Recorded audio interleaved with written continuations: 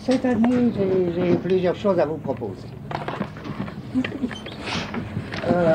Première chose qui concerne uniquement aujourd'hui. Nous terminons très très tôt. Nous terminons anormalement tôt. Parce que je dois arrêter à midi. Parce que à 2 heures, il y a une réunion importante à laquelle il est souhaitable que tous ceux qui veulent viennent, surtout les étudiants étrangers, mais pas surtout. Vous savez, on a déjà beaucoup parlé de cette question, donc je ne reprends pas, que le département de philosophie à Vincennes ne cesse pas de fonctionner comme il fonctionnait auparavant, mais constitue en plus et en même temps un institut de philosophie qui, lui, a un fonctionnement particulier. Ça peut marcher, on verra bien, ça peut marcher. Si ça marche, c'est très important pour nous, pour Vincennes. Or, la présentation de cet institut a lieu à 2 heures, donc 14 heures. Escalier E, à côté, salle 210. Donc, comme j'ai des réunions avant, il faut que j'arrête à midi exceptionnellement. Comme d'autre part, c'est une séance de programmation, c'est pas grave. Deuxième point.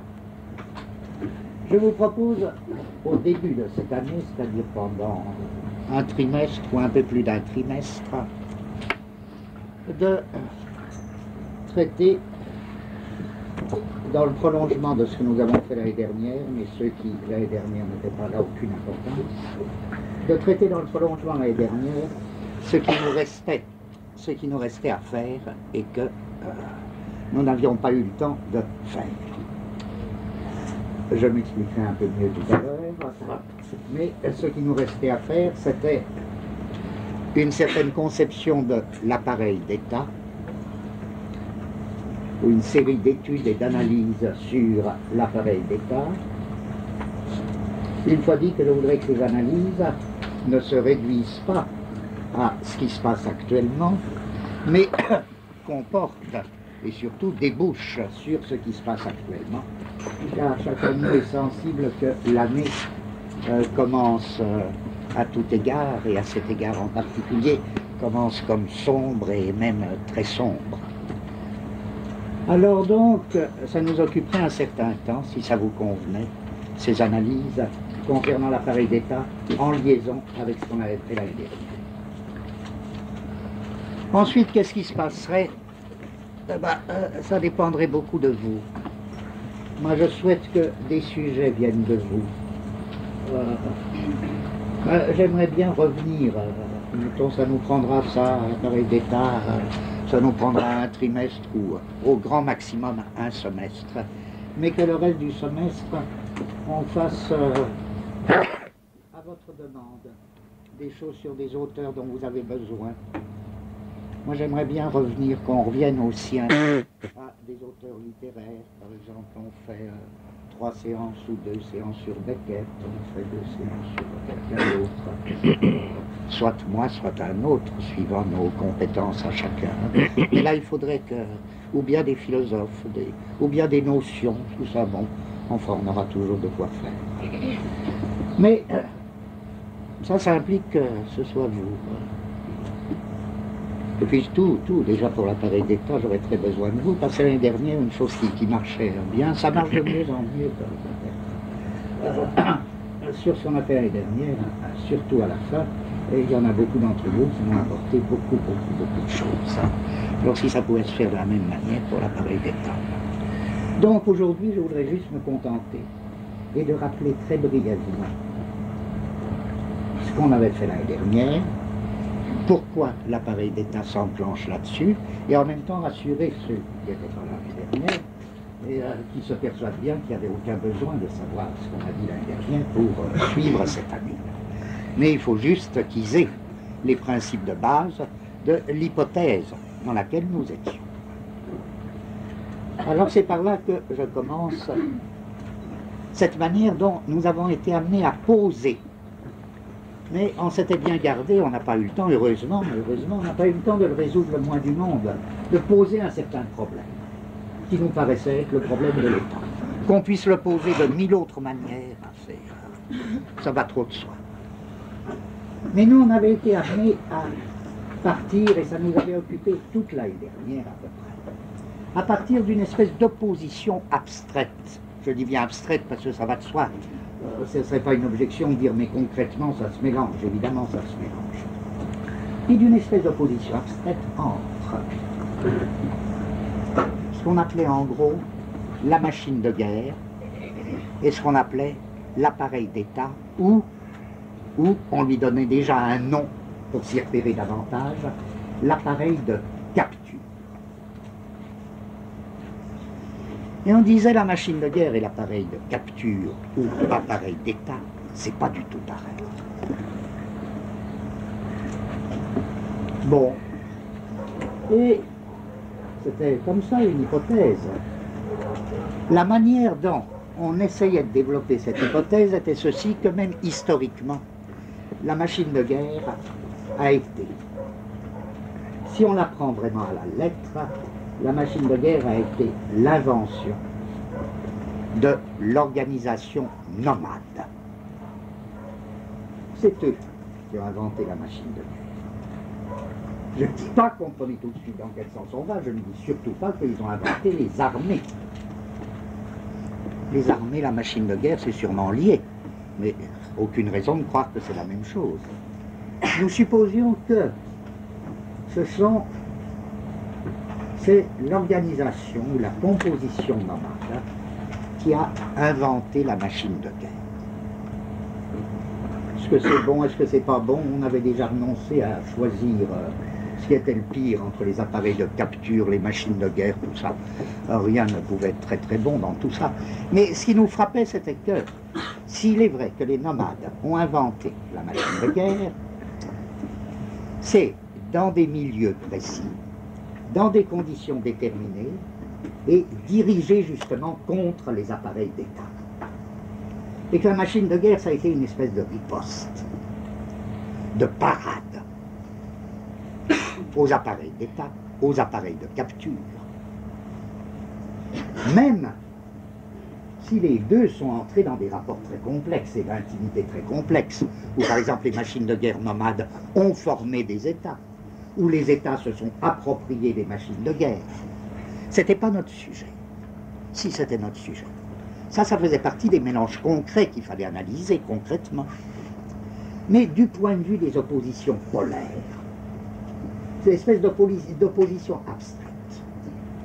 Je rappelle, parce que c'est ça qui nous a tenu toute l'année, on disait, ben oui, la machine de guerre, elle implique d'abord, la question, c'était pas de la définir par la violence. Pourquoi? Parce que la violence, vous l'en trouvez partout. Faudrait. Et à nos objets, cette année, évidemment, ce sera, il y a beaucoup d'auteurs, c'est pas des sujets qu'on découvre, il y a beaucoup d'auteurs qui s'occupent de ça, mais à nos sujets, cette année, ce sera à notre manière, essayer de distinguer les formes, les types de violence. Exemple qui touche évidemment, et qui touche beaucoup de problèmes historiques. La violence de police, c'est pas la même que la violence d'armée. La violence d'État, c'est pas la même que la violence de guerre. Non. Bien entendu, elles peuvent se mélanger. Mais enfin, nos oppositions polaires, elles consistaient en quoi? Elles consistaient à dire que la machine de guerre nomade se développe dans un type d'espace très particulier. Et là, on a insisté beaucoup, beaucoup, et ça m'intéressait. Et si je fais ce résumé là aujourd'hui, au lieu de commencer directement, c'est parce que j'exclus pas que grâce à vous, on ait besoin de revenir, alors de relancer, comme de reprendre à zéro une de ces notions. Si, entre-temps, certains d'entre vous y ont réfléchi, ont d'autres choses à amener. En tout cas, du point de vue de la première opposition polaire, j'arrivais à dire quelque chose comme ceci, ben oui, la machine de guerre nomade, elle se développe dans un espace qu'on pourrait appeler un espace lisse. Et les espaces lisses, c'est des espaces très particuliers. Et là-dessus, on était resté très longtemps sur la définition de l'espace lisse, tandis que l'on disait à l'autre pôle, l'appareil d'État. Toujours, c'était très abstrait, ça. Toujours, forcément. À l'autre pôle, l'appareil d'État. Il opère et il organise un espace qu'il faudrait appeler un espace strié. Et strier l'espace est une opération fondamentale de l'État. Ne serait-ce que dans la mesure où déjà il organise une agriculture. Mais est-ce qu'il organise l'agriculture, l'État? Ça reste on verra. On verra. Ou s'il y a une agriculture qui s'organise sans État, je dis tout de suite que ce qui confirmera notre analyse d'un rapport intime entre l'appareil d'État et l'agriculture et l'espace trié, c'est précisément l'appareil d'État, c'est lui qui crée l'agriculture. On verra. Donc on avait une première opposition polaire, espace lisse, espace trié. Là je ne la reprends pas, même pour ceux. On verra si on est amené à la reprendre d'un autre point de vue que l'année dernière. Ça c'était du point de vue de l'espace. Vous voyez, la machine de guerre développe une espèce d'espace lisse, c'est pas par hasard qu'elle se développe dans le désert, la steppe, la mer, etc., qui sont des types d'espaces lisses. Vous voyez que l'appareil d'État sédentaire passe son temps à strier l'espace, à organiser un espace strié, ce qui implique aussi des opérations d'une violence extrême, mais d'une violence d'État, justement. Deuxième point, non plus du point de vue de l'espace, mais du point de vue de la composition. Alors bien sûr, je préviens tout de suite, surtout pour ceux qui n'étaient pas là l'année dernière, l'objection toujours possible, mais voyons l'espace lisse et l'espace trié, même si peu qu'on comprenne, ça n'empêche pas qu'ils se mélangent tout le temps. Oui, il y a une manière de strier la mer, bien que la mer soit un espace lisse. Tout le temps, bien sûr, et en plus les espaces triés de leur côté peuvent redonner des espaces lisses. D'accord, ça fait partie des mélanges concrets. Et à chaque fois, il fallait analyser ces mélanges concrets. Car ce n'est pas de la même manière qu'un espace strié redonne de l'espace lisse, ou qu'un espace lisse se fait strier. Par exemple, toute l'histoire de la navigation, c'est certaines manières de strier l'espace maritime. Mais il y a des manières plus ou moins fermes. C'est évident que la navigation non astronomique n'arrive pas à strier la mer, comme la navigation astronomique a fait de la mer un espace strié. Bon, tout ça. Deuxième opposition polaire entre les deux machines, entre la machine de guerre et l'appareil d'État. Disait, cette fois-ci, c'est du point de vue de la composition. Car il est bien connu que l'appareil d'État procède à une et par une, c'est ce que tout le monde rappelle, tous les manuels le disent, c'est une organisation ou composition territoriale. Dès le début, je disais, et comme on aura besoin de ce thème, je le rappelle, là, d'accord, l'appareil d'État, il procède par une composition territoriale. Mais, d'une certaine manière, il ne faut pas prendre à la lettre ce mot. Car ça veut dire aussi bien que l'État, il est très profondément déterritorialisant. Pourquoi est-ce que ça va de soi? C'est parce que l'organisation territoriale des hommes, en d'autres termes, l'organisation sous un État, l'organisation territoriale des hommes se définit par ceci, qu'elle prend la terre comme objet de l'organisation. Par là même, elle opère une déterritorialisation. La terre a cessé d'être agent actif et devient objet. Objet de quoi? Objet de la production, de la circulation, des limites territoires, frontières, etc. Donc quand on dit l'État est fondamentalement territorial, ça veut dire aussi bien qu'il est déterritorialisant, d'un autre point de vue. En tout cas, c'est une composition. La composition d'État est non pas exclusivement, mais avant tout territoriale. Tandis qu'on cherchait s'il n'y avait pas une composition propre à la machine de guerre, très particulière. Et on avait essayé de la trouver, et on disait, ben oui, ce qu'il y a de très nouveau dans la machine de guerre, c'est que c'est une composition des hommes tout à fait particulière. Et à ma connaissance, c'est important parce que depuis qu'il y a des hommes, ils ont trouvé que 3 manières de se composer entre eux. La machine de guerre, elle opère par une composition des hommes, non plus du tout territoriale, forcément, puisque dans l'espace lisse, elle se balade tout le temps. Elle est nomade. Elle a un espace d'ubiquité. Elle a un espace, oui. Et la machine de guerre, elle procède à une composition arithmétique des hommes. Et l'idée d'organiser les hommes arithmétiquement, c'est très très curieux. Il disait il faut comprendre ce que ça veut dire une composition arithmétique des hommes. C'est très simple, la composition arithmétique des hommes, on en avait trouvé la trouvé la source dans un point qui paraissait insignifiant. Qu'est-ce qui va se passer? Dans un point qui paraissait très de détail, à savoir les nécessités de l'ordre des marches et des déplacements dans le désert. C'était simple. Et la Bible nous avait donné 100 fois raison, 1000 fois raison. Moïse hérite des nomades l'organisation numérique dans le fameux livre Les Nombres, et l'organisation numérique des hommes, il l'hérite des nomades. Pourquoi faire? Précisément quand il s'agit de se déplacer dans le désert. Et comme par hasard, il se retrouve, en un sens sans l'avoir voulu, ça qui est curieux, il se retrouve plus ou moins malgré lui comme ayant constitué une machine de guerre. Donc le livre des Nombres était pour nous un livre tout à fait important l'année dernière. Mais vous voyez, là aussi, il faut tout le temps tenir compte des mixtes concrets. Je veux dire, ça va de soi qu'on va me dire, mais quoi? Les États aussi, ils attachent beaucoup d'importance à la composition arithmétique. Bien sûr, bien sûr, bien sûr. On va me dire les nomades, mais ils ont aussi des principes de territoire. Évidemment, évidemment. Mais c'est pas ça qui m'intéresse. Ce qui m'intéresse, c'est au point de vue de Paul, dégagé d'une manière suffisamment abstraite, l'autonomie, le primat d'une organisation arithmétique des hommes dans la machine de guerre nomade et le primat d'une composition territoriale des hommes dans l'appareil d'État. Une fois dit que, la conséquence et au niveau des conséquences, les formules mixtes seront nombreuses. Ça, c'était notre second point de vue. Après une opposition polaire des espaces, une opposition polaire de la composition. Notre troisième point de vue concernait l'activité.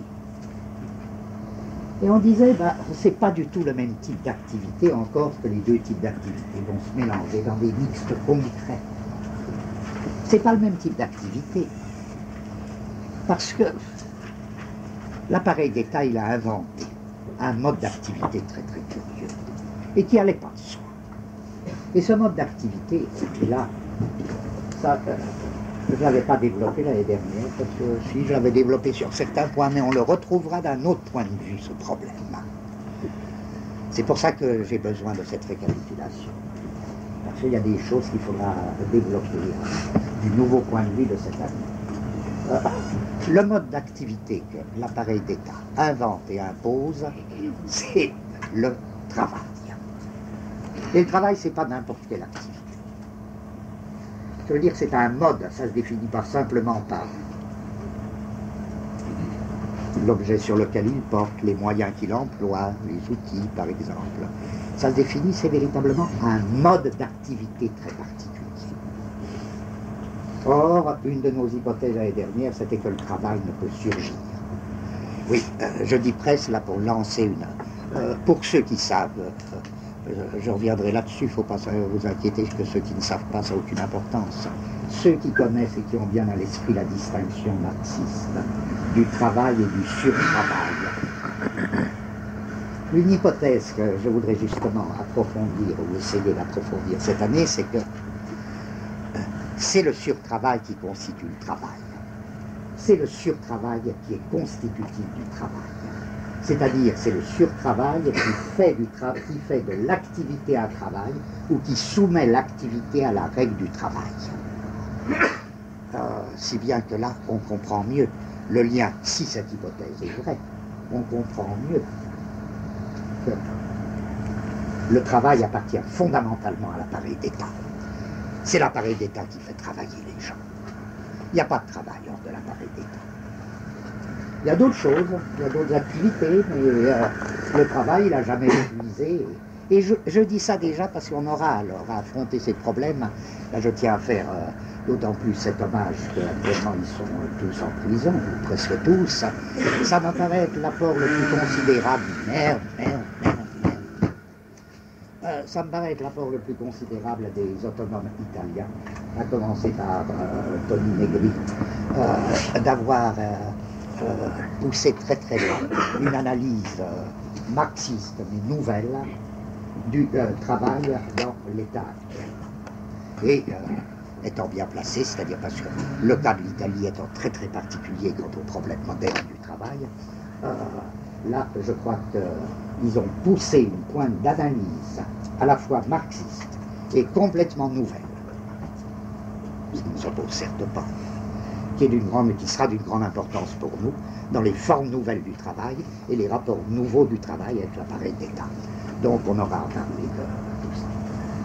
Voilà. Je dis donc, vous voyez, cette troisième bipolarité, c'est l'activité devient travail en rapport avec l'appareil d'État. Et c'est pas par hasard, il y a un lien fondamental entre l'homme d'État et le travailleur. Ce qui ne veut pas dire que l'homme d'État travaille. Ce qui veut dire qu'il y a une complémentarité du travailleur et de l'homme d'État. Et que le problème du travail est toujours posé en rapport avec un appareil d'État, même quand ça n'apparaît pas, et inversement. Or, le travail, il fallait encore le définir d'une certaine manière. Alors, c'est quel type d'activité le travail? Je disais, c'est pas le travail qui peut se définir par l'outil, pour une raison très simple, c'est que c'est juste le contraire. À savoir, c'est l'outil qui se définit par le travail. C'est quand il y a travail que ce dont l'activité se sert peut être donné à l'outil. Donc, on pourrait dire le contraire. Oui, à ce moment-là, c'est un autre problème. On poserait autrement le problème. Nous, on en était arrivé à poser le problème de cette manière. Impossibilité de définir le travail par l'outil, c'est le contraire. L'outil, encore une fois, la lettre, on pourrait donner comme définition de l'outil. L'outil, c'est ce dont se sert l'activité lorsqu'elle est déterminée comme travail. Alors, comment définir le travail, puisqu'on ne peut pas le définir par l'outil? On disait finalement, le travail, c'est centre de gravité déplacement. Centre de gravité déplacement de force. C'est facile, c'est pas... Déplacement linéaire. Centre de gravité, déplacement linéaire. Vous voyez que tout s'enchaînait. Je tiens à faire cette récapitulation encore une fois pour essayer de dire qu'en effet, on a fait un ensemble, finalement, malgré nous, assez cohérent. Pourquoi tout s'enchaîne? Vous voyez bien que le problème centre de gravité, déplacement linéaire de force, ça renvoie à quoi? Moi, j'ai même pas besoin de m'expliquer pour dire que c'est un facteur très profond de striage de l'espace, que ça constitue un espace strié.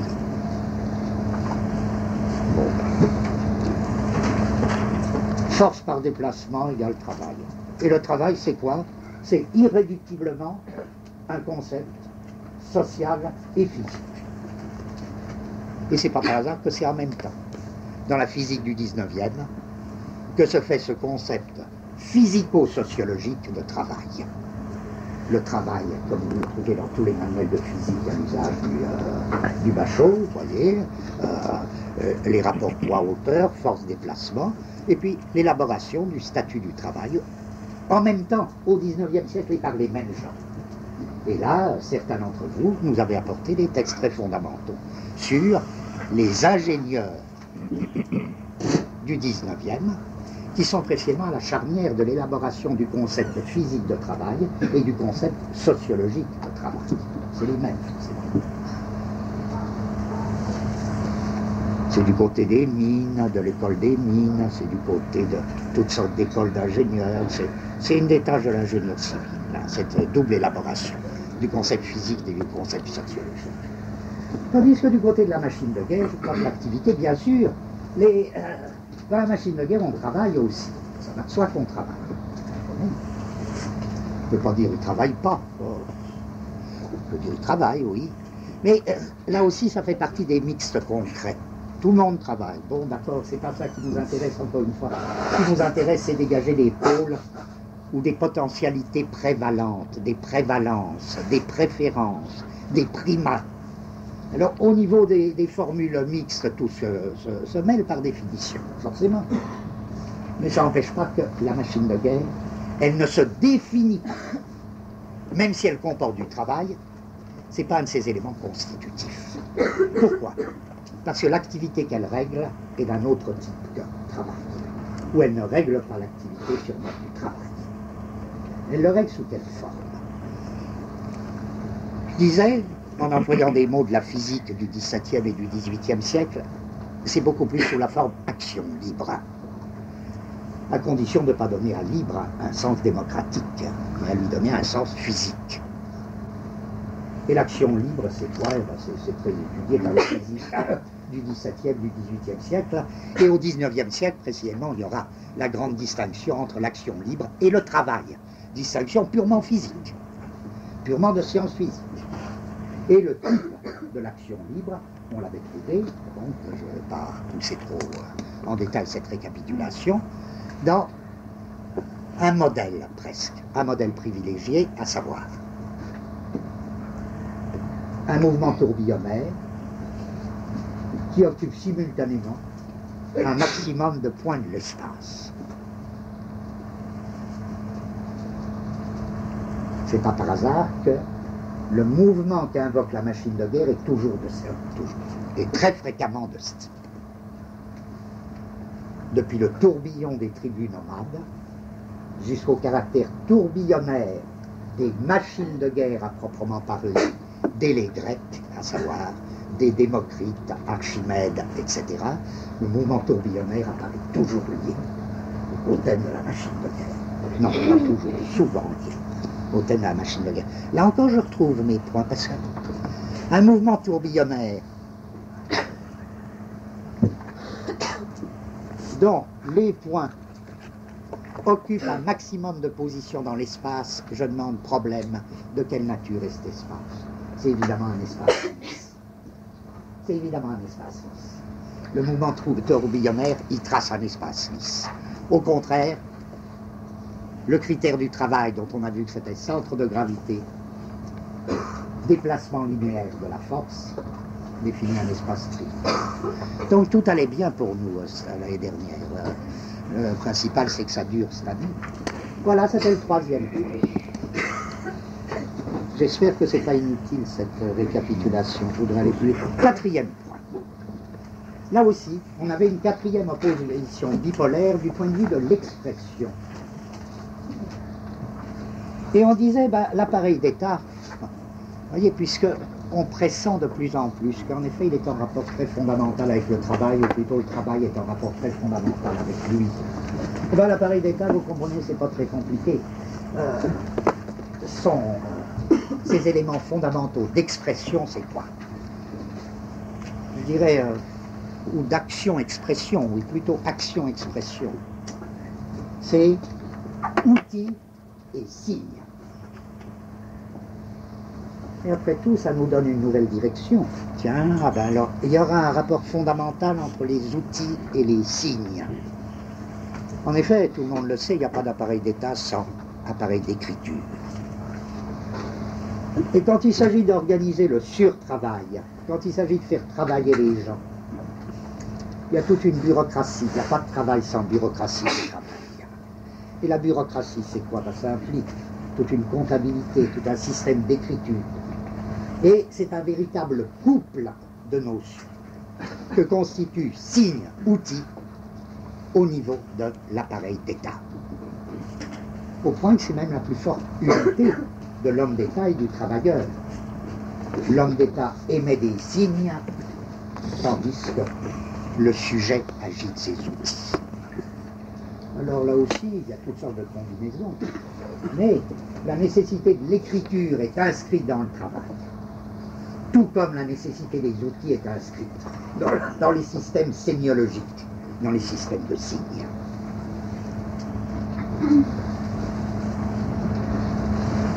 Et les premiers signes, c'est des signes du type « allez-y ». Vous êtes prêts? Allez-y, au boulot. C'est ça les grands signes. Ça, on avait vu une autre année, à savoir que le fond du langage, c'est le mot d'ordre. Bon, et du côté de la machine de guerre, là encore, vous êtes déjà habitué à ce mode de raisonnement, qu'on ne nous objecte pas, il y a aussi des signes et des outils, c'est évident, il y a des signes et des outils. Bien plus, c'est la même chose, bien sûr, il y a des signes et des outils dans la machine de guerre aussi, mais pour elle, c'est pas ça l'essentiel. Bien plus, quand il y a des signes et des outils dans la machine de guerre nomade, elle, Elle se contente très volontiers d'emprunter les signes aux appareils d'état voisins. Pas tellement besoin d'écriture. Ils s'en passent très volontiers. L'année dernière, j'avais pas les renseignements nécessaires, donc j'ai pas pu, par exemple, il y a un cas très beau, mais comme j'y comprends rien, je le cite pour mémoire. Par exemple, dans la machine de guerre mongole, il y a une très très drôle d'écriture où ils empruntent l'écriture chinoise, ou bien des modes d'écriture encore plus bizarres, et ils font la transcription phonétique de leur langue en caractère chinois. Ils n'ont pas besoin d'écriture spéciale. Ils n'ont pas besoin. Les outils, oui, bien sûr, ils ont des outils comme tout le monde. Oui, ils travaillent, ils ont des outils. Mais je dis, c'est pas ça qui les définit. Tandis que vous comprenez, c'est le point que je voudrais qu'il soit très clair pour vous. Tandis que outil signe, ça c'est un des caractères définitionnels, déterminants de l'appareil d'État. Tandis que bien sûr, vous en trouvez dans la machine de guerre. Mais c'est pas ça qui l'a déterminé, c'est pas ça qui l'a défini. Et quel est le couple? On cherchait toujours, pour être plus clair, uniquement pour des raisons de clarté, alors de symétrie, on cherchait la machine de guerre, il faudrait qu'on trouve un couple distinct pour mieux comprendre, et on l'obtenait ce couple distinct, comme disait la machine de guerre. C'est un très très bizarre couple. C'est armes-bijoux. Armes et bijoux. Bijoux, pourquoi que ça venait là? Ben d'abord parce que ça nous plaisait, puis ça nous a permis d'avancer sur beaucoup de points. Armes, je fais la même remarque tout à l'heure la remarque que je faisais tout à l'heure pour outil. À savoir, arme, qu'est-ce qui va définir arme? Si vous essayez de définir arme-outil pris en eux-mêmes, vous n'y arrivez pas. C'est les mêmes, c'est la même chose. Une fourche, même une fourche de paysan, bon, une fourche de paysan, c'est une arme ou c'est un outil? Ça dépend ce qu'il en fait, hein. Il y a eu bien des guerres qui sont menées avec des armes qui étaient des outils paysans. Pendant longtemps même, la distinction arme-outil a été extraordinairement latine. Donc c'est pas au niveau des objets qu'on peut faire une distinction arme-outil, c'est au niveau de quoi? Ce qui nous confirme, c'est que c'est toujours au niveau du type d'activité. Il y aura arme par opposition à outil, lorsque au lieu d'être pris comme objet d'une activité définie comme travail, c'est-à-dire comme centre de gravité déplacement de la force, le même objet sera pris dans l'autre type d'activité, l'activité tourbillonnaire occupant le maximum de points dans un espace lisse. C'est pour ça que les armes sont fondamentalement projectives, hein. Et que le geste de l'arme, c'est toujours un geste tourbillonnaire qui quitte les dimensions du centre de gravité, les exigences du centre de gravité. Bon, mais enfin tout ça, ça dit pourquoi bijoux? Ah, parce que vous comprenez où ça se compare, les signes d'écriture et les bijoux. C'est pas bijoux, simplement bijoux, c'était un mot commode. En fait, c'est tout ce qui est le domaine de la décoration et de l'orfèvrerie. Orfèvrerie, décoration. Or, ce qui nous avait frappé, je le rappelle ici, parce qu'on en aura peut-être à nouveau besoin, c'est que l'orfèvrerie et la décoration forment un système qui ne jouit pas d'un degré d'abstraction moindre que les signes d'écriture, même phonétiques. Seulement, c'est à la lettre une machine abstraite complètement différente. C'est pas moins abstrait. L'abstrait de la décoration, de l'orfèvrerie,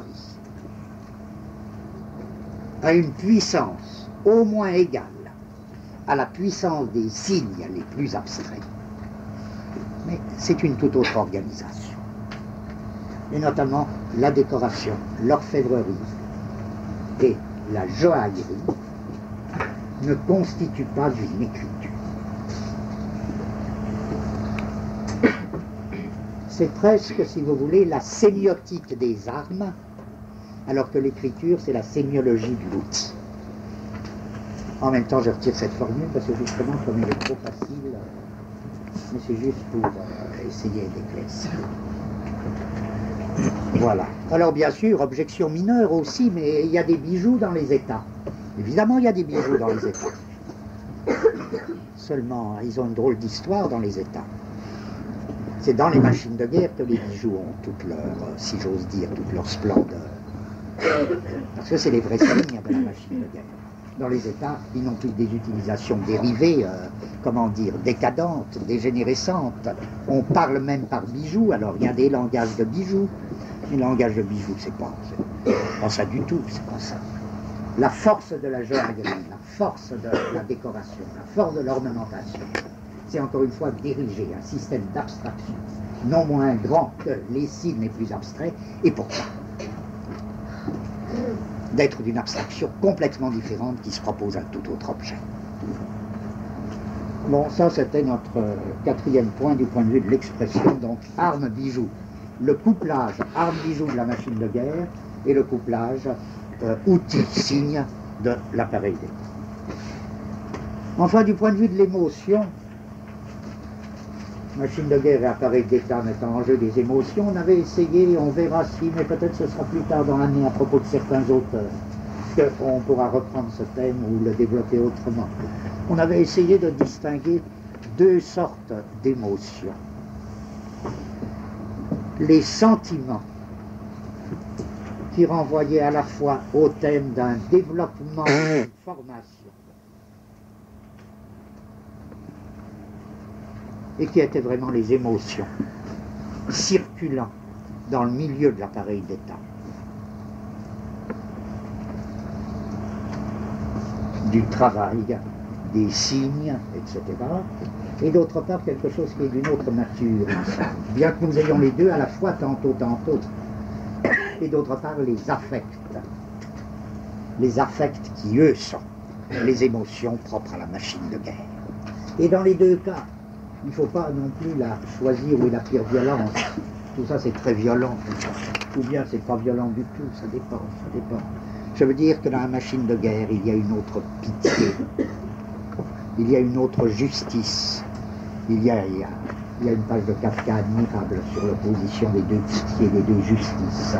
Un auteur dont j'ai beaucoup parlé l'année dernière, à savoir Dumézil, a beaucoup développé cette différence entre la justice de l'homme de guerre ou son injustice, en tant que très différente de la justice ou de l'injustice de l'homme d'État.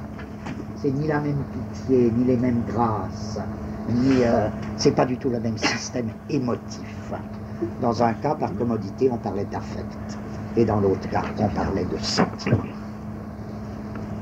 Enfin, du point de vue de la violence, et ça, on l'avait à peine entamé.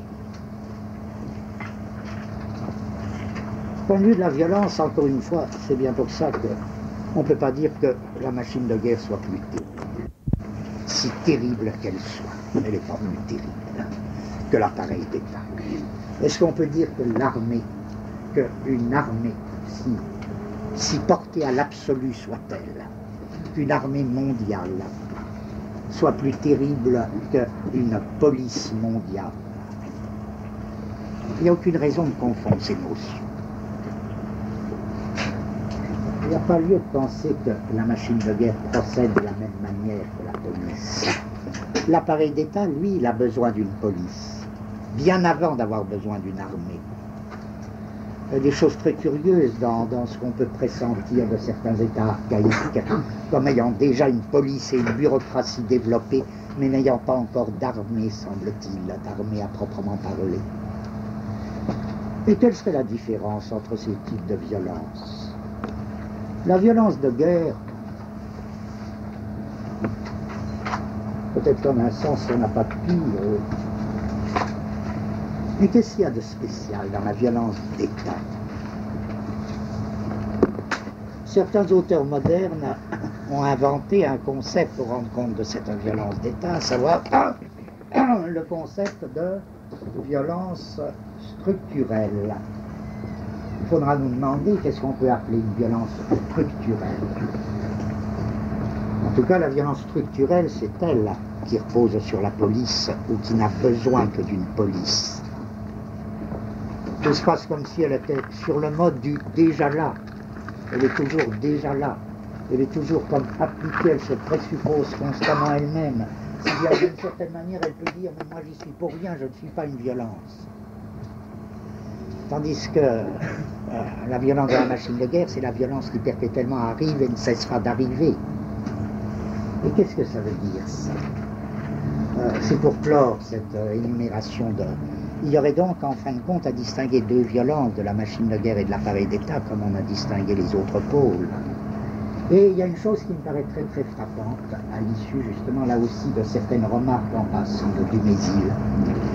Dumézil dit par-ci par-là, dans des textes très très courts hélas, que du point de vue de la mythologie, ce serait très intéressant d'étudier le rôle que même dans les mythologies ont le double personnage du policier et du geôlier. Et que surtout, c'est pas du tout le même rôle, même mythique. Même dans de très vieux mythes, c'est pas du tout le même rôle que celui de l'homme de guerre. Et Dumézil insiste sur ceci, on en avait un tout petit peu parlé l'année dernière, je crois, le caractère très souvent dans les mythes, dans la mythologie de la souveraineté politique. Il insiste beaucoup sur le caractère mutilé de l'homme d'État. Caractère mutilé de l'homme d'État au point qu'il explique qu'il y a une alternance entre deux types d'hommes d'État et que cette alternance entre les deux types d'hommes d'État, entre les deux grands souverains politiques, est souvent représentée comme une alternance du borgne et du manchot. Le borgne et le manchot. Dans la mythologie scandinave et germanique, vous avez Odin, le borgne, et Tyr, T-Y-R, le manchot. C'est les deux pôles de la souveraineté politique. Chez les Romains, vous avez Horatius Cocles et Scaevola. L'un est borgne, l'autre manchot. C'est un thème très très fréquent, ça. Le borgne et le manchot. C'est intéressant parce que le borgne, vous comprenez, c'est l'homme du cygne, hein, par parenthèse. De son œil unique, hein, il aimait.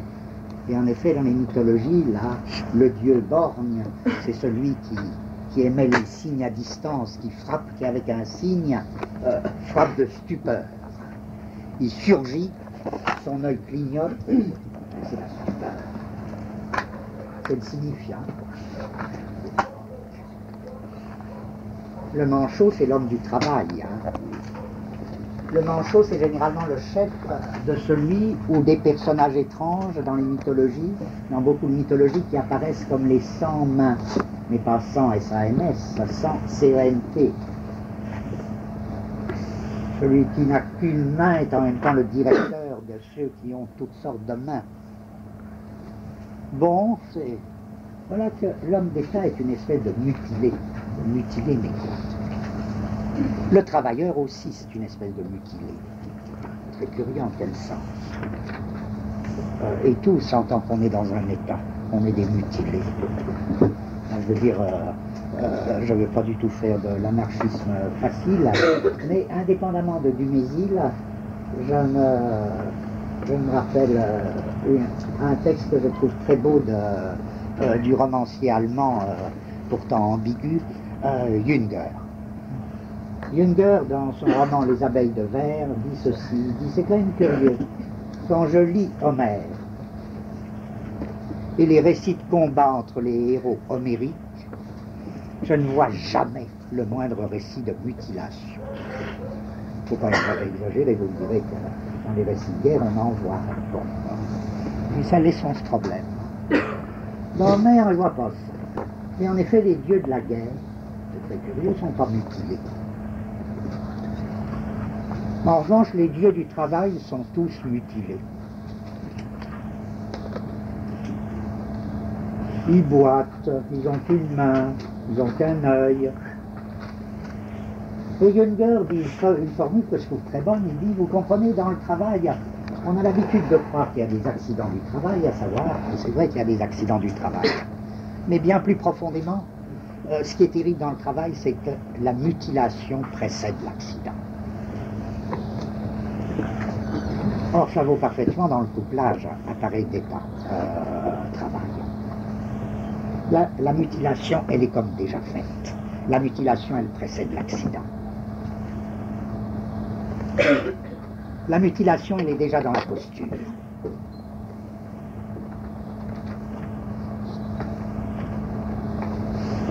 Alors c'est pas pour dire que les mutilations de la guerre sont un plaisir ou valent mieux, hein. Encore une fois, certes pas. C'est pour dire qu'il y a peut-être un régime de la violence et pour suggérer qu'il y a peut-être un régime de la violence tout à fait différent. Alors, à ce point, voilà à peu près ce qu'on avait fait. J'ajoute que perpétuellement on avait eu le souci des... Il ne cessait pas de communiquer et comment, et on avait essayé de préciser le milieu de communication. Et on avait dit, et là ça m'intéressait bien, ça on n'avait pas beaucoup développé, mais on ne redéveloppera pas, parce que je ne sais pas, à moins que vous le vouliez. La communication, c'est quelque chose qu'on appelait la matière-mouvement. C'est une seule et même matière-mouvement sur laquelle les appareils d'État, les machines de guerre sont branchés. Et par matière-mouvement, il ne faut pas seulement entendre l'inerte, l'inanimé. La matière-mouvement, ça peut très bien être une matière humaine. C'est finalement, en se servant, en empruntant le mot à la biologie, c'est ce qu'on proposait d'appeler un phylum. P-H-Y-L-U-M.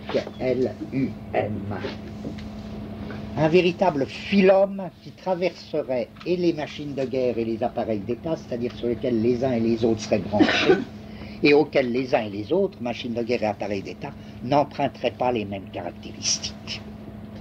Mais un même phylum traverserait tout ça. Un même phylum inanimé, animal et humain. Et ce phylum, par nature, lui, ne serait plus ni nomade comme les machines de guerre, ni sédentaire comme les appareils d'État. Il serait fondamentalement, et c'était pour nous l'occasion de distinguer ce troisième concept, il serait fondamentalement itinérant. Et la situation de l'homme par rapport à ce phylum, ce serait précisément l'itinérance.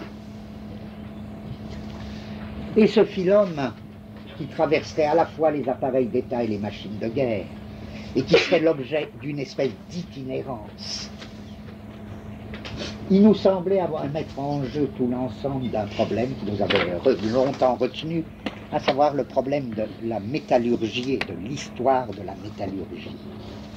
Comme si cette espèce de phylum sur lequel tout était branché était fondamentalement métallurgique. C'est-à-dire, ce qui ne veut pas dire inanimé, mais comporter à la fois les métaux et ceux qui suivent les métaux, à savoir les forgerons itinérants et les filons métallurgiques. Bon, est-ce que ça vaut encore aujourd'hui? Certainement, il y aura affaire avec le phylum. Il y a tout un phylum du pétrole. Qu'est-ce qui se passe quand le phylum du pétrole s'enfonce dans la mer? C'est-à-dire quand le pétrole devient maritime. Qu'est-ce que ça va impliquer pour les espaces, pour l'espace maritime aussi, ça? Ça, c'est des problèmes qui nous restent pour cette année, mais c'est pour dire que cette histoire de phylum, elle nous reviendra peut-être. Bon, et ce phylum, il avait son espace propre. C'était plus ni un espace lisse comme la machine de guerre, ni un espace trié comme tout ça. C'était un espace qu'on avait essayé de définir, et puis ça nous avait plu, alors mais c'est pas, ça peut être autre chose, on peut trouver autre chose. On s'était dit, tiens, c'est un espace troué. Et en effet, l'espace minier, c'est un espace troué, c'est l'espace du sous-sol. Et c'est un espace troué qui troue aussi bien les espaces lisses que les espaces triés sédentaires. C'est un espace qui fout ses trous partout, là, et qui souterrainement traverse des choses. Et c'est peut-être lui qui détermine en fin de compte tous les mélanges concrets entre les deux pôles. Bon, alors voilà. Et dans tout ça, on en tirait enfin une conclusion.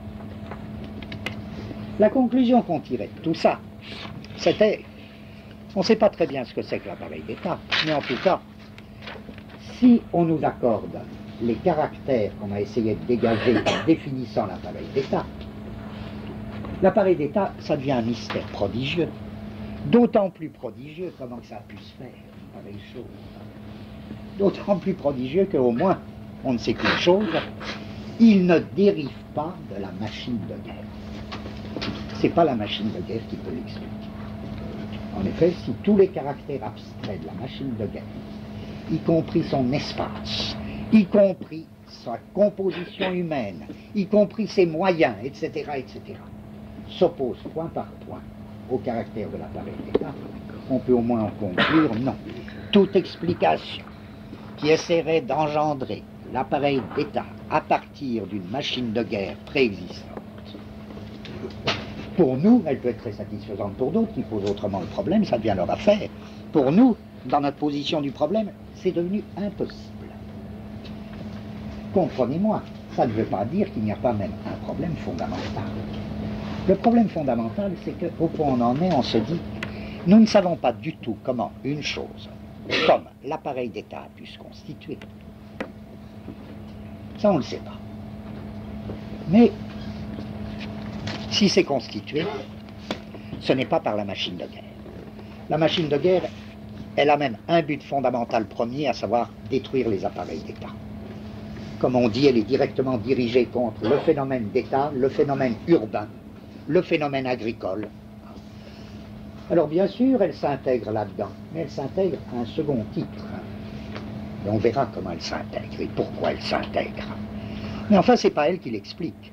Pour que la machine de guerre s'intègre à l'appareil d'État, encore faut-il qu'il y ait un appareil d'État. Ce n'est pas elle qui explique l'appareil d'État. Et en effet, à l'autre bout, on peut se dire, mais oui, tout ce qu'on sait des plus vieux appareils d'État, ou tout ce que l'archéologie nous révèle sur les plus vieux appareils d'État, semble bien confirmer qu'ils ne disposent pas d'armée. Encore une fois, ils ne disposent pas de machines de guerre. Ils disposent d'une bureaucratie déjà. Je parle des États les plus anciens, on viendra là-dessus. Ils disposent déjà d'une bureaucratie, ils disposent déjà d'une police, ils disposent déjà de prisons, ils disposent de bien des choses, mais bizarrement, ils ne disposent pas de machines de guerre, ni même d'armée à proprement parler. Si bien que la question fondamentale de l'État, si on se l'accorde, encore une fois notre problème ça va être, mais alors d'où ça peut venir encore une fois? Si nous sommes amenés, nous pour notre compte, à dire non, pour des raisons qu'on essaie de dire, on refuse toute explication qui dériverait l'appareil d'État d'une machine de guerre ou de la guerre.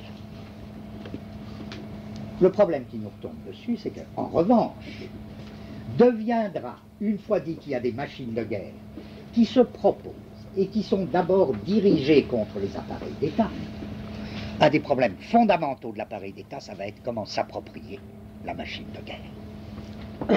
Mais encore une fois, ce problème, il peut se poser que s'il y a des appareils d'État. Alors ça, oui, il y a un problème. Il y a un problème énorme, et qui traversera tous les États. S'ils ne s'approprient pas la machine de guerre, ils sont perdus.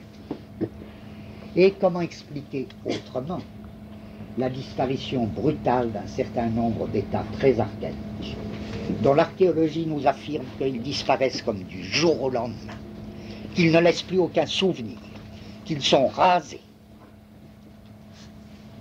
et qu'ils ne réapparaîtront que des siècles après sous d'autres formes.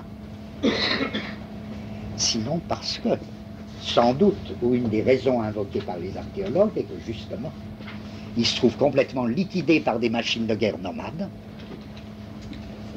à un moment où ils ne se sont pas du tout encore appropriés la machine de guerre. Si bien que ce sera un problème vital pour l'État. S'approprier la machine de guerre avec un inconvénient, c'est que cette machine de guerre leur donnera toujours énormément de soucis. Et qu'ils s'en méfieront énormément.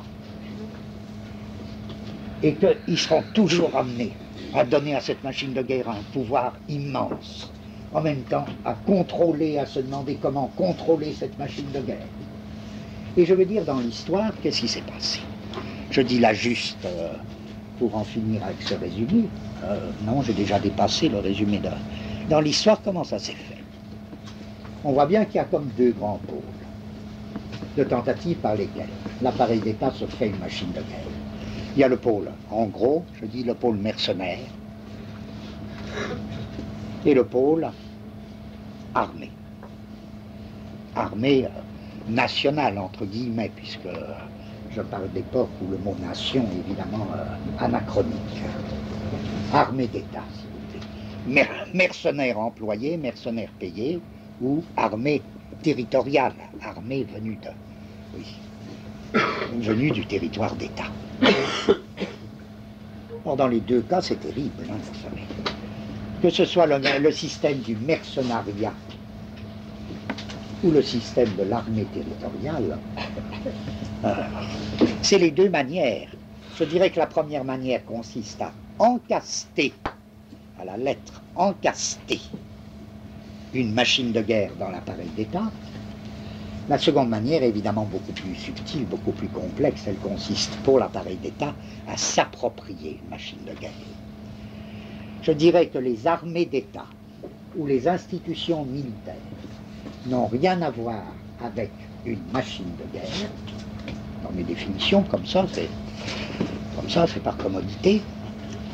Mais les armées et institutions militaires sont la forme sous laquelle les appareils d'État s'approprient une machine de guerre et la mettent à leur service. Donc jamais je n'identifierai machine de guerre et institution militaire. Si vous voulez, la machine de guerre, elle me paraît en effet, conformément aux hypothèses précédentes, beaucoup plus du côté des nomades sans État, mais avec une forte machine de guerre, que du côté des appareils d'État. Les appareils d'État s'approprient la machine de guerre, en font des armées, en font l'institution militaire.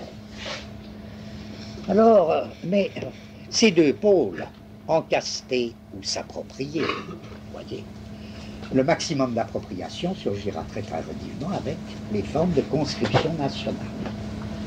Mais on trouvera toujours le problème, même très tardivement et même encore maintenant.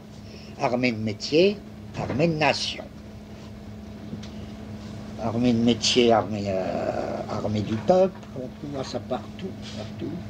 Il y aura toujours ces deux pôles, hein, de corps spéciaux, les fameux corps spéciaux qui animent singulièrement les armées modernes, hein, et puis la conscription nationale. Tout ça, ça jouera dans des problèmes politiques à l'intérieur de l'État qui sont des problèmes fondamentaux. Bien. Mais alors,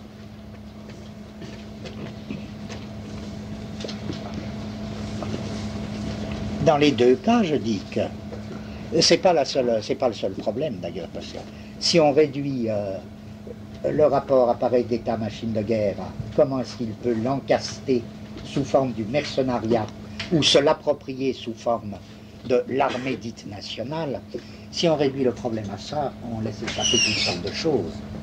Parce qu'en fait, le vrai grand problème, c'est quoi? C'est que c'est pas tant la formule à choisir, c'est que de toute manière, mercenaires ou soldats dits nationaux, il faut bien en faire quelque chose, il faut bien les prendre dans le système de l'appareil d'État. Sinon, ils se retournent vite contre l'appareil d'État. Alors comment? Il y a une solution en gros universelle, mais dont les figures concrètes sont très variées, à savoir, il faudra bien leur donner des terres. Il faudra bien, à la lettre, les territorialiser. Il faudra bien leur accorder des terres, soit sous forme de colonies, soit des terres intérieures. Mais qu'est-ce que ce sera? Le statut de ces terres militaires dans l'appareil d'État. En d'autres termes, je crois que c'est moins par la forme technique, mercenariat, armée territoriale, que par les corrélats financiers, économiques et territoriaux, distribution des terres, système des impôts,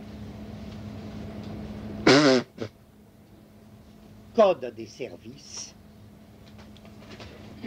que les appareils d'État arriveront à s'assimiler des machines de guerre, toujours avec un risque, encore une fois, que les machines de guerre se reforment contre eux. Et là, c'est pas pour nous le jour de notre bonheur, c'est pas encore le jour de la révolution, ce jour-là. Les machines de guerre se retournent contre des appareils d'État, c'est peut-être des moments très ambigus, ça peut se faire sous forme de certains mouvements révolutionnaires. Mais ça se fait aussi dans toutes conditions. Et ça, on aura aussi à essayer de le voir cette année. En tout cas, je dis, ce problème d'une appropriation par l'État de la machine de guerre est d'autant plus important que il y a une question qui parcourt toute l'histoire, toute l'histoire du moins pour les historiens qui s'intéressent à la formation et au développement du capitalisme. La question, elle est toute simple. Comment ça se fait que le développement du capitalisme soit passé par le pôle État? Alors qu'il y a dans le capitalisme tellement de choses qui vont contre l'État, qui vont même en fonction d'une abolition des États. Comment ça se fait que le capitalisme est triomphé par les États et par l'intermédiaire des appareils d'État? Ça va pas de soi. Vous me direz comment qu'il aurait pu triompher? Ben, au moins, il y a une autre solution évidente. Il aurait pu triompher par le pôle ville. Et ville et État, c'est pas du tout pareil. La preuve, au début du capitalisme, il y a des villes sans État, et c'est parmi les facteurs du capitalisme les facteurs les plus décisifs. Les villes bancaires, les villes commerçantes, ça n'en est pas, et c'est pas du tout des États. Et la confusion de la ville et de l'État serait évidemment tout à fait fâcheuse. Pour nous, c'est des formations sociales complètement différentes. Là aussi, elles se mélangent. Je veux dire, les États, ils comportent des villes, d'accord. Ça ne veut pas dire du tout que ce soit la même formation sociale. Alors pourquoi est-ce que le capitalisme ne s'est pas développé et s'est pas formé en fonction d'un réseau de villes qui n'aurait pas passé par des appareils d'État? Après tout, on se dit qu'à certains égards, ça a failli se faire. Là, on toucherait des points de contingence de l'histoire qui seraient bien intéressants. Mais ça ne va jamais de soi, ça. Qu'est-ce qui a fait que ce soit la forme État qui a gagné? Il a fallu une vraie lutte, et d'abord une lutte sanglante, où les appareils d'État se sont emparés des villes. Par exemple, en Europe, ça ne s'est pas fait tout seul, elles ont résisté, les villes. Mais tout ceci pour dire que je crois, avant d'étudier ce point, les différences entre la forme État et la forme ville, je crois qu'une des raisons fondamentales, ce serait justement celle-ci. C'est qu'il n'y a que la forme État, il n'y a que les États qui puissent à la lettre se payer de s'approprier la machine de guerre. Pour une ville, pour les villes, ce serait beaucoup plus difficile.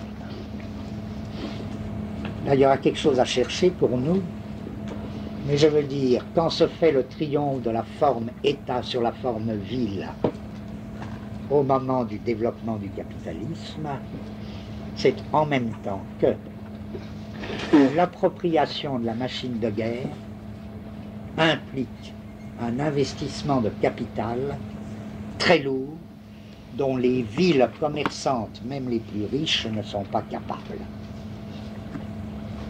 Il faudrait chercher pourquoi. Il y aurait une explication toute simple, c'est que les villes commerçantes ont besoin de guerre.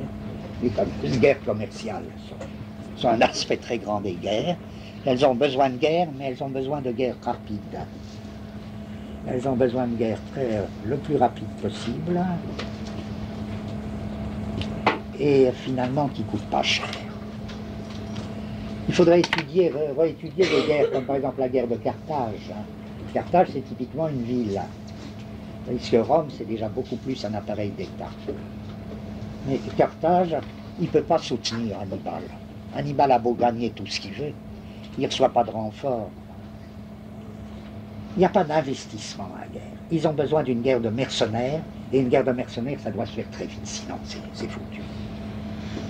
C'est les États qui vont inventer, qui vont vraiment inventer, le moyen de s'approprier une machine de guerre en transformant la guerre en guerre de matériel. C'est-à-dire en investissant de plus en plus dans l'industrie de guerre. Alors à ce moment-là, oui, ils s'approprient. Quitte à ce que, c'est jamais une solution définitive, quitte à ce que se reconstituent des appareils, comme on dit, industriels, militaires, tellement complexes, et finalement internationaux, que les États ne les contrôlent plus qu'avec peine.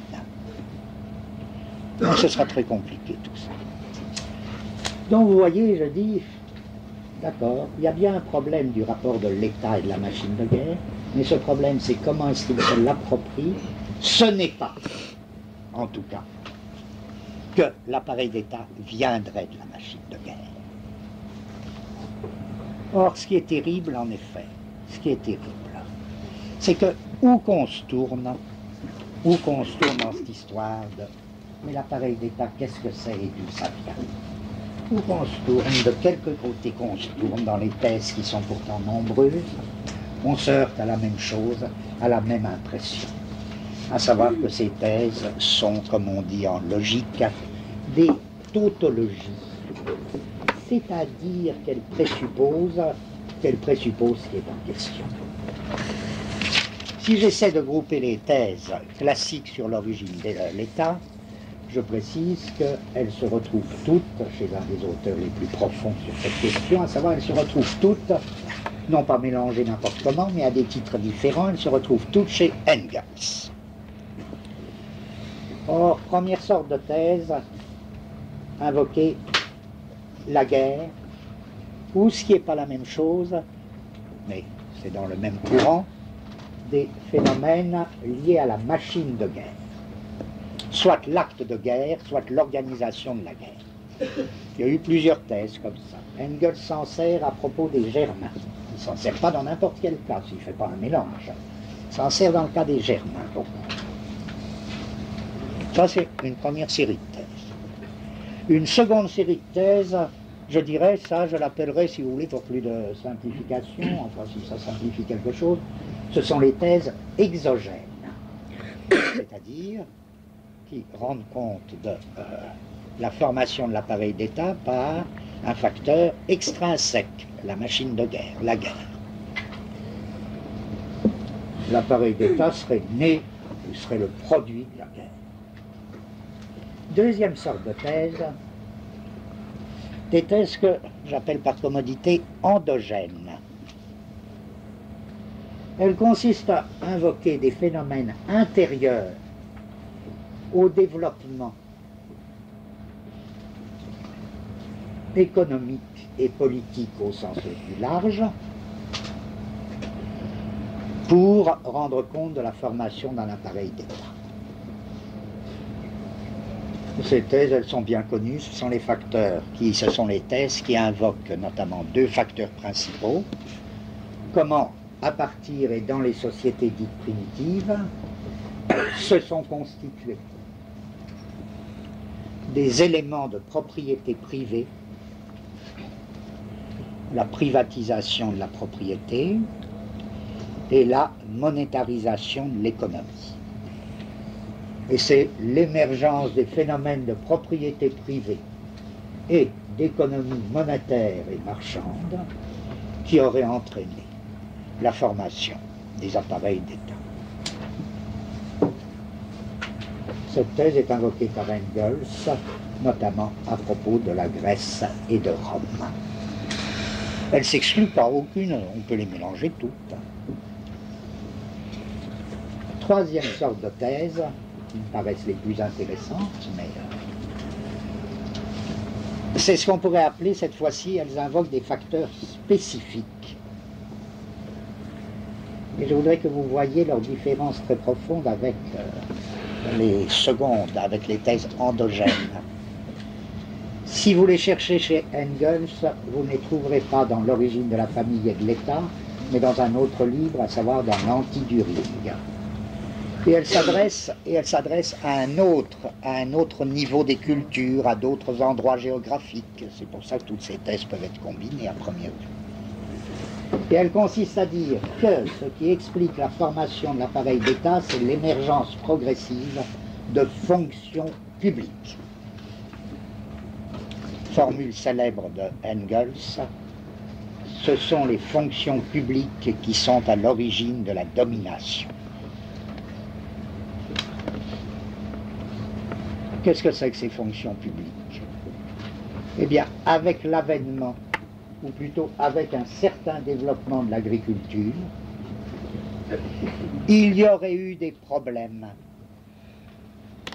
qui auraient dépassé, se seraient posés des problèmes qui auraient dépassé le cadre des communautés agricoles primitives, et notamment un grand problème, celui de l'irrigation. Et ce sont ces problèmes communs à plusieurs communautés qui auraient engendré des fonctions publiques du type le gardien des eaux, l'organisateur de l'irrigation,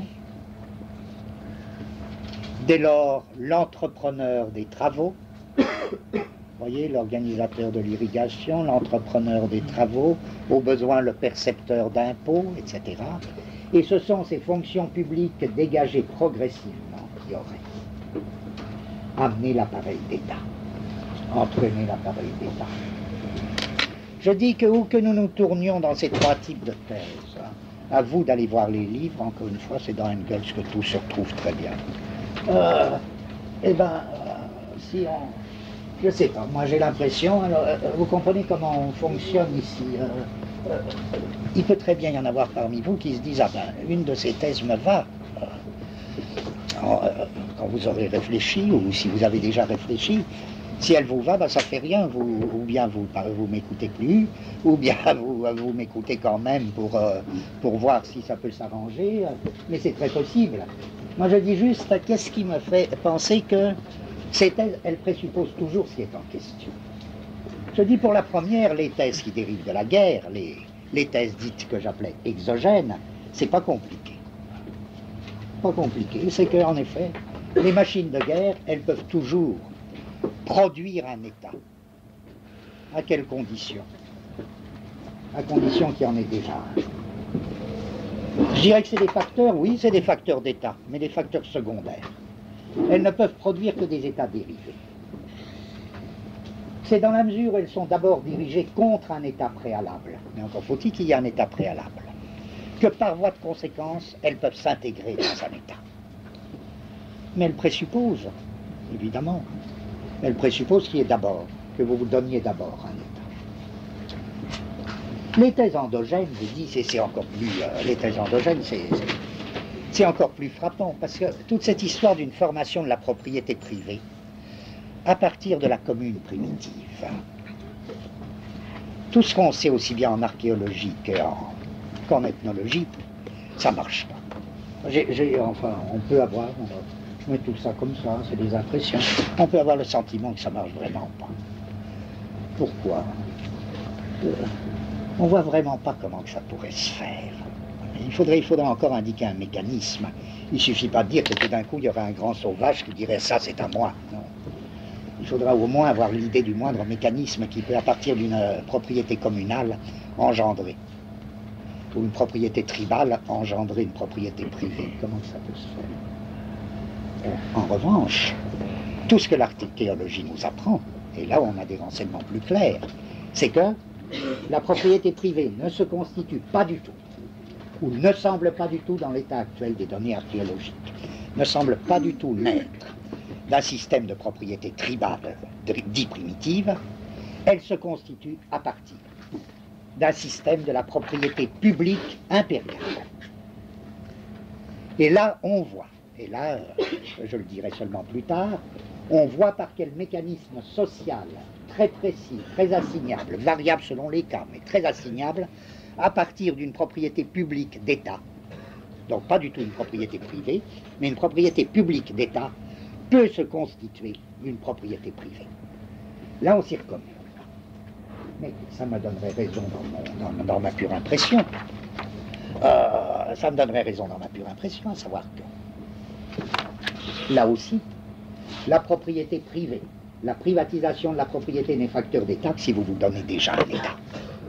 Pour une simple raison, c'est que la privatisation de la propriété, elle implique, comme son cadre qui la rend possible, la propriété publique de l'Empire archaïque.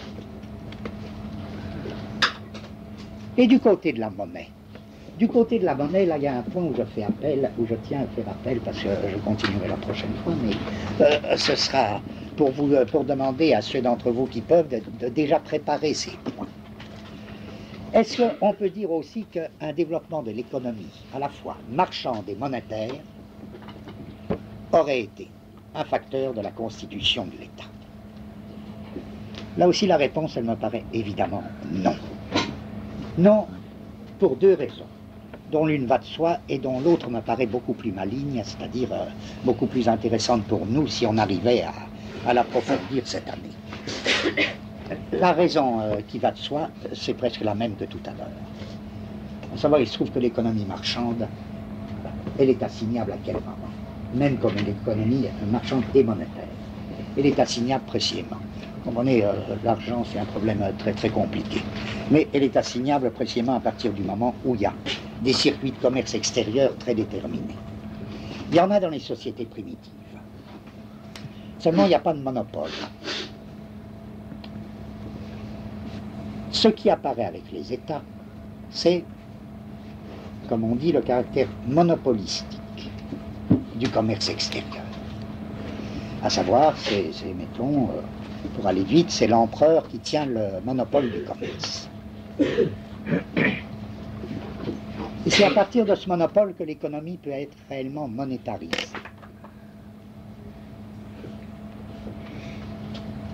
Si bien que c'est pas du tout du côté du commerce qu'il faut chercher la source de l'argent. La forme monnaie, elle ne vient pas du commerce. Elle en dérive. Elle vient dans le commerce à partir d'autre chose. Et d'où qu'elle peut venir, la forme monnaie? Il y a beaucoup d'auteurs, là je ne dis pas du tout être le premier à dire ça, au contraire, mais c'est des auteurs qui me paraissent très très intéressants, qui suggèrent l'hypothèse suivante, c'est qu'il n'y a que deux sources, hein, il n'y a pas tellement le choix. Hein. Si vous demandez d'où ça peut venir, un truc comme la forme argent, la forme monnaie, ça peut venir que de deux choses, ou bien du commerce, ou bien de l'impôt. Ou bien de l'impôt. Ou bien c'est un moyen, ou bien vous direz de l'argent, c'est un moyen d'échanger des marchandises, ou bien vous direz de l'argent que c'est un moyen de vous acquitter de l'impôt. On laisse de côté pourquoi est-ce que l'argent vous acquitterait de l'impôt. On verra. Mais enfin, à première vue, on comprend au niveau de propositions sommaires. Or, ce qui m'intéresse, c'est tout un courant d'auteurs, spécialistes de l'histoire financière, qui tentent de plus en plus vers cette solution. Non seulement ils insistent sur un caractère bipolaire de la monnaie, en disant tantôt c'est l'impôt qui est à l'origine de la monnaie, tantôt c'est le commerce extérieur. Mais m'intéresse encore plus ceux qui tendent vers l'idée d'une seule origine, à savoir que c'est toujours l'impôt. C'est toujours l'impôt qui sera à l'origine de la monnaie, et qu'à partir de ce moment-là, un commerce extérieur monopolisé par le maître des impôts devient possible. Je ne développe pas ça du tout, parce que ça il nous faudra des analyses économiques, mais très, très faciles. Je crois que c'est vrai, ça, que la monnaie, elle vient de l'impôt, et pas du tout. Et pas du tout de... Et du coup, vous voyez quand même que ça nous engage, je dis pour ceux qui savent déjà, mais on reprendra tout ça plus doucement. Dans l'histoire d'une succession des trois rentes, des trois fameuses rentes, quand on distingue dans tous les manuels, par exemple, rente en produit, rente en biens,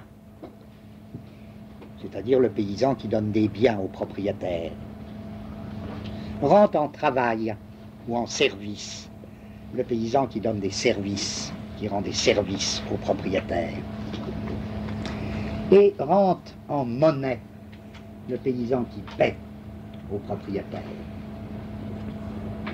On présente très souvent ces rentes comme successives dans l'histoire. Au point où on en est, vous devez déjà comprendre qu'en fait c'est un système où aucun des trois termes ne peut exister sans l'autre.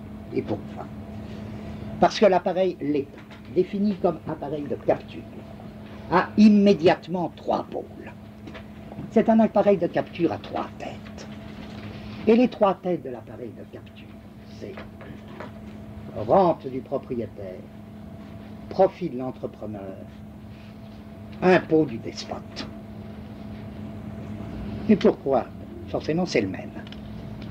Ce qu'il y a de prodigieux dans les États archaïques, dans les empires archaïques, et ça posera bien des problèmes quant à l'État moderne où c'est plus du tout comme ça. Il ne faudra pas dire, l'État archaïque, il a tout trouvé, parce que nous, on a trouvé, nos États, ils ont trouvé bien d'autres choses. Mais ce qu'ils ont trouvé d'assez formidable, c'est la convergence des trois formes. de la rente du propriétaire, du profit de l'entrepreneur et de l'impôt par lequel il tient le commerce extérieur. Comment qu'il a fait pour ça? Pas difficile. On verra. Nécessairement, c'est simultanément qu'il est propriétaire public de la terre. Je ne suis pas en train de me redonner la propriété privée, hein. Il n'y a aucune propriété privée. C'est en tant qu'empereur, c'est l'instance impériale, c'est l'instance de pouvoir qui est propriétaire, donc propriétaire public. Il n'y a aucune propriété privée. Il y a une possession communale et une propriété impériale. Donc c'est un système où tout est public, il n'y a aucun élément privé. Voilà. L'empereur archaïque, il est propriétaire public et à ce titre reçoit la rente foncière. Il est maître du surtravail, maître des grands travaux et à ce titre reçoit le profit de l'entrepreneur.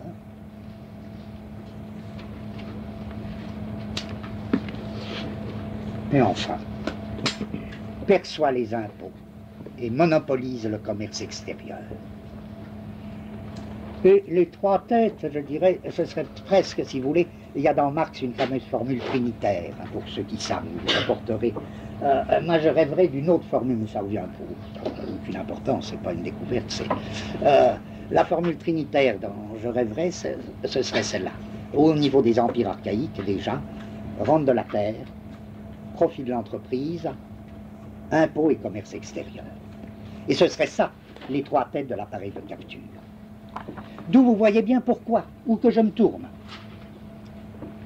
Tous les facteurs qu'on me propose sont des facteurs qui présupposent déjà ce qui était à expliquer. Car le dernier argument, non seulement ce n'est pas l'économie monétaire et le développement de l'économie monétaire qui va pouvoir expliquer l'État, puisque la forme monétaire, elle suppose l'impôt, qui renvoie déjà à l'État. Ce n'est pas la propriété privée qui va pouvoir, le développement de la propriété privée qui va expliquer quoi que ce soit pour une raison simple, c'est que la propriété privée, elle dérive. Dans des conditions prédéterminées, elle dérive de la propriété publique impériale. Et enfin, dernière hypothèse, alors, est-ce que c'est les fonctions publiques qui progressivement? Non. Les fonctions publiques archaïques, il y en a trois. Il y en a trois. Et la bureaucratie impériale archaïque, elle a trois têtes. C'est le propriétaire foncier ou représentant du propriétaire foncier, qui est un fonctionnaire de l'empereur, puisque le propriétaire foncier, c'est l'empereur. Donc c'est lui qui touche la rente foncière.